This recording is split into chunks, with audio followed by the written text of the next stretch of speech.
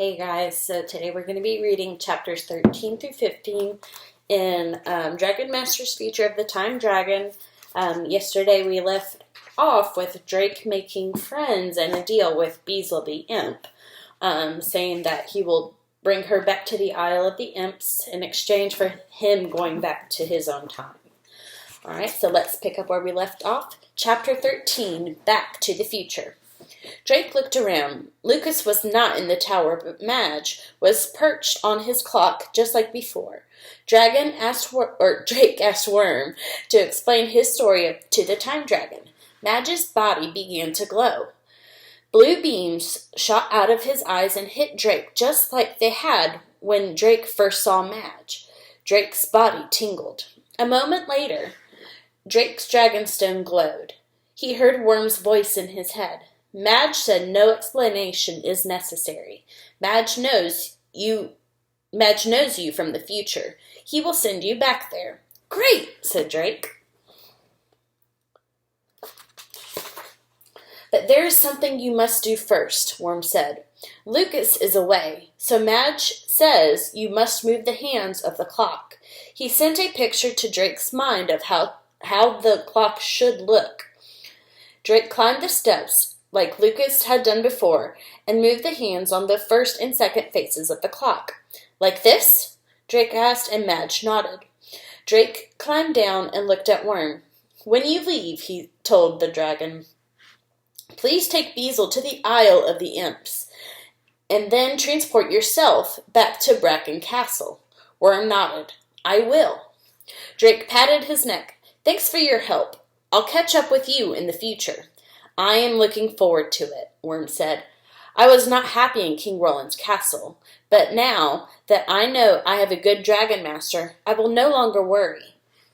Drake hugged him. Thanks again. Beezle jumped on Worm's neck. Take me to the Isle of the Imps.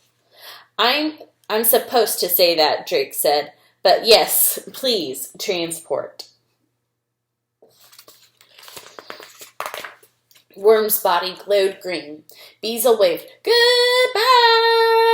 she called out. Then Worm and Beezle vanished in a flash of green light.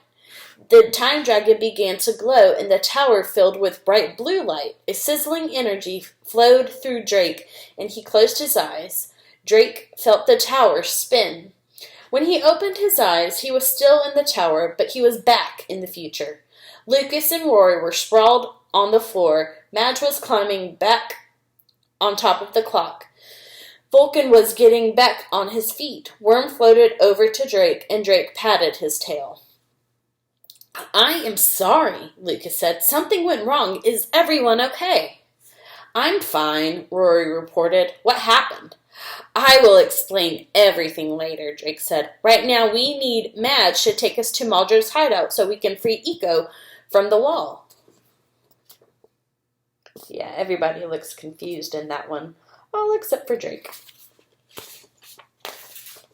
Yes, Rory agreed. They all touched the clock again, and Madge glowed with blue light. Then the tower began to spin. Chapter 14, Breaking the Spell.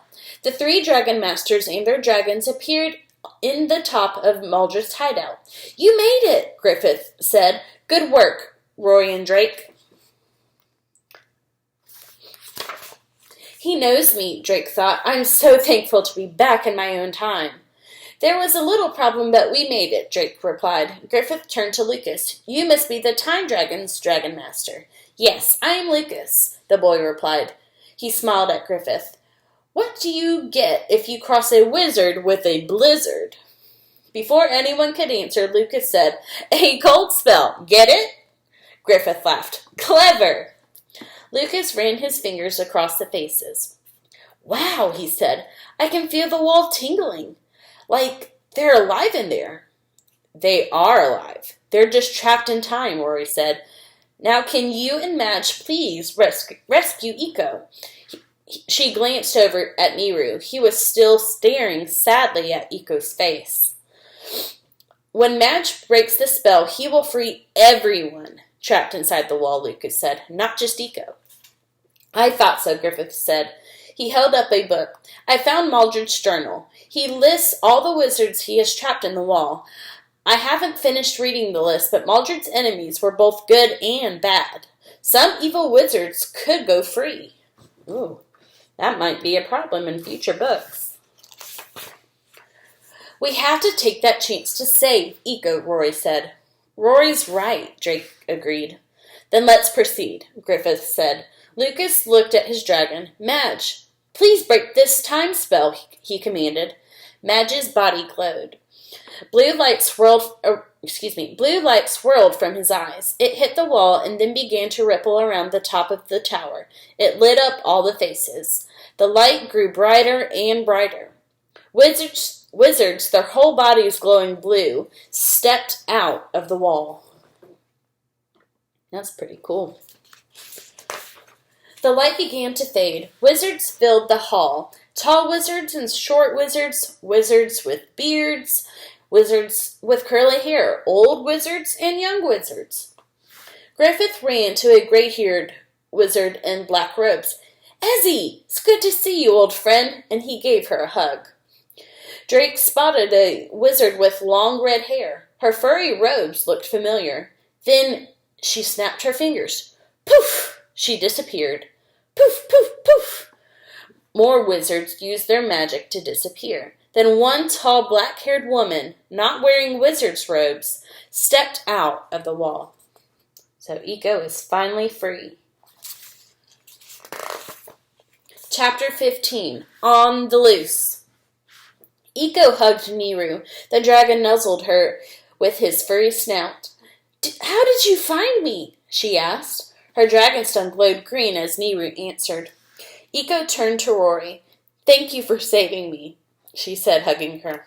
We had to, Rory said. You saved me and Drake from Maldred.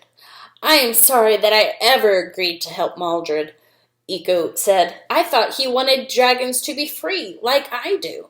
I didn't think he would ever try to destroy the world or hurt you two.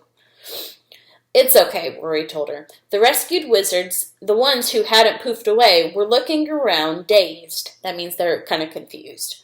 Where am I? Asked a wizard with frizzy purple hair.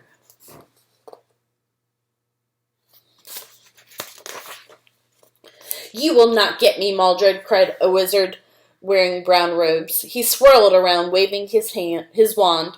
Griffith's voice boomed over the crowd. Calm down, everyone. Maldred trapped you in time. You are not in danger anymore. Maldred is not here, and you are free. We can help you get home. The wizards all began to talk at once. Follow me, Griffith said. We'll sort this out. He led them downstairs. Was it scary inside the wall? Rory asked Eco. Not really, Eco said. I knew I was trapped, but it only felt like a few seconds. How long has it been, and where is Maldred? It's a long story, Rory told her. Lucas interrupted them. And now you have plenty of time to tell it, he said. This is Lucas and his time dragon Madge, Drake told Eco. They're the ones who really broke the spell. Thank you both, Eco said. You're welcome, Lucas said. He turned to Drake and Rory. Madge and I must return home, but you should visit us when you can. Sure, Drake said. I'm sure we will have a good time. Lucas grinned, and Madge's body glowed, and they transported back to Kazgor. Drake, Rory, and Eco brought their dragons downstairs to Maldred's workshop. They found Griffith leafing through Maldred's journal. A few wizards were standing around the desk drinking tea. These wizards, who, like me, can't magically transport, Griffith explained. Worm can help us get them home, but we have another problem. What's that? Drake asked. Griffith tapped the book with his finger. There are definitely some evil wizards on this list. Some of them are even worse than Maldred. Drake gasped. And now they're on the loose. Yes, I'm afraid so, Griffith replied. What do you think they'll do? Drake wondered. Griffith shook his head. I don't know, but we must be ready to stop them. I will help you, Eco said. Griffith smiled. "It's good to have you back, Eiko," he said. Rory smiled at her too. "Evil wizards don't stand a chance against the Dragon Master," she said. Drake nodded. "We'll be ready for them." And that was the last Dragon Master book that I have until summertime. So please stay tuned for, I think, around either June or July is when the next book is supposed to come in. So we will actually be starting the Magic Treehouse books. And it was one of my favorites as a child, so I know that you guys will enjoy it as well. All right, I'll see you guys later. Love you.